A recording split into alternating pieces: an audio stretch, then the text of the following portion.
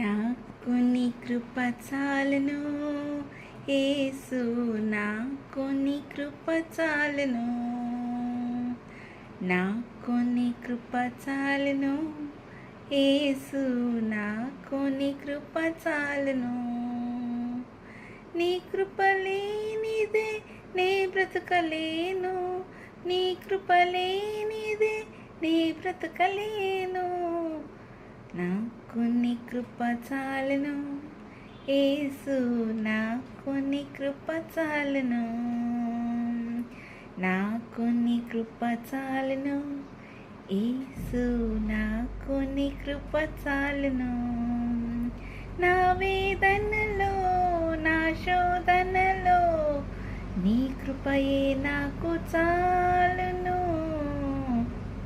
నాకు నీ కృప చాలును యేసు, నాకు నీ కృప చాలును.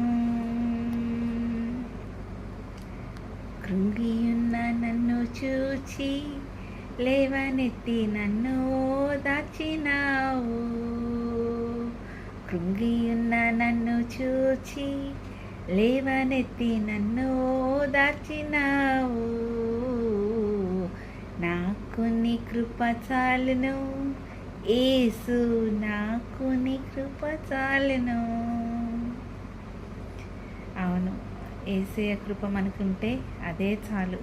ఎందుకంటే మనల్ని ఈ లోకంలో ఎవ్వరూ ఓదార్చేవారు ఉండరు, ఎవ్వరు ఆదరించేవారు ఉండరు.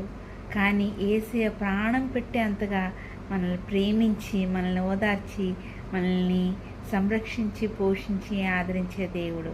ఇంత గొప్ప దేవుడిని నువ్వు వదులుకుంటావా? వదులుకోలేం కదా.